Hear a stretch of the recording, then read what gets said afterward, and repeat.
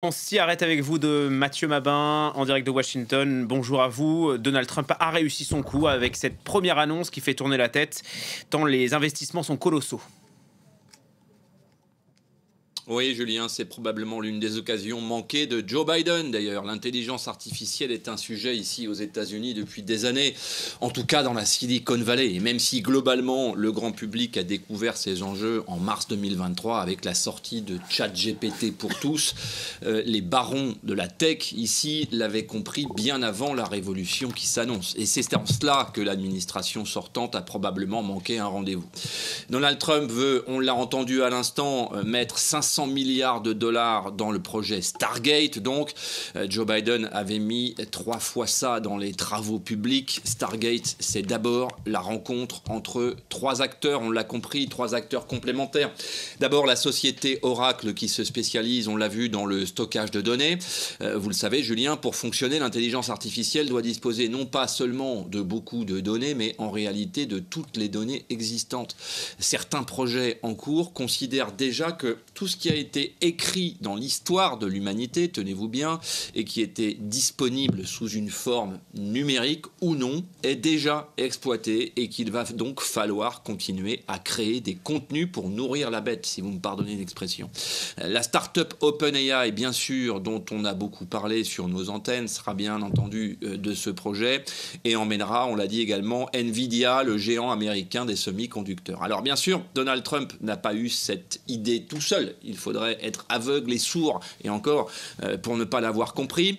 Pour les géants de la tech, cette présidence qui débute n'est en réalité qu'une autoroute du développement de leur projet.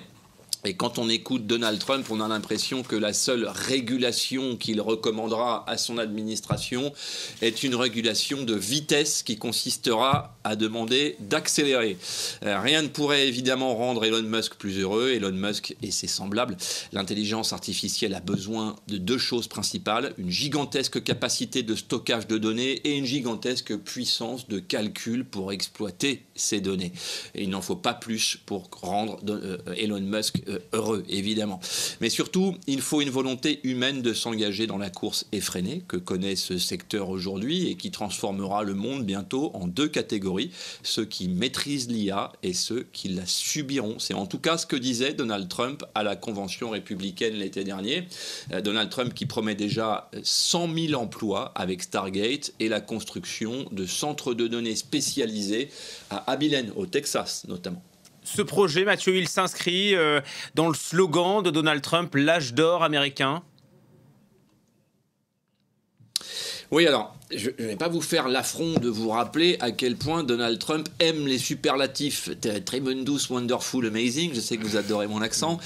Donald Trump promet l'âge d'or de l'Amérique, effectivement, mais ce n'est pas sur cette expression que je m'arrêterai.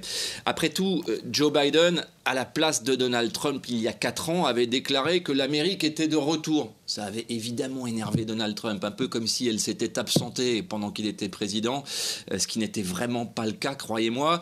Et donc, c'est le jeu normal de la politique à Washington, cette expression, en quelque sorte. Non.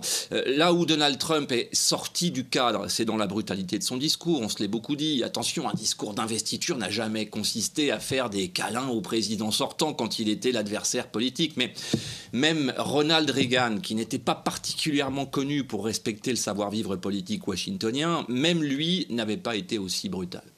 Mais je dirais que le positionnement de Donald Trump, aussi brutal soit-il, a au moins le mérite d'être clair. Les Européens et le reste du monde ne pourront pas dire qu'ils n'ont pas été prévenus, c'est le moins qu'on puisse dire. Donald Trump n'avance pas masqué, ce qui laisse au moins aux concurrents de l'Amérique et aux partenaires de l'Amérique également le temps de se préparer au choc et de consolider le dialogue qui va animer désormais, on l'a compris, le rapport de force autant sur le plan économique que diplomatique. Là, je parle bien de l'Europe, dont nous commentons quotidiennement les difficultés à se coordonner justement avec ces régulations organisation.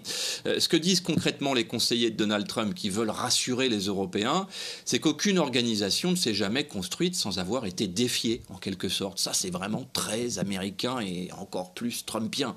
Et puis, souvenez-vous quand même que la plus gigantesque crise diplomatique qui a opposé la France et les États-Unis dans l'histoire s'est déroulée sous la présidence de Joe Biden, justement. Quand un beau jour, sans prévenir personne, il avait décidé de créer une alliance dans le Pacifique avec des Britanniques et des Australiens, en raflant au passage un contrat de sous-marin qui revenait au groupe français Naval Group. Cet épisode s'est bien déroulé sous une administration démocrate, qui n'était pas moins convaincue par le slogan, l'unique slogan en réalité qui anime un président américain, qu'il s'appelle Donald Trump ou pas, America First. Oui, merci beaucoup Mathieu de nous l'avoir rappelé.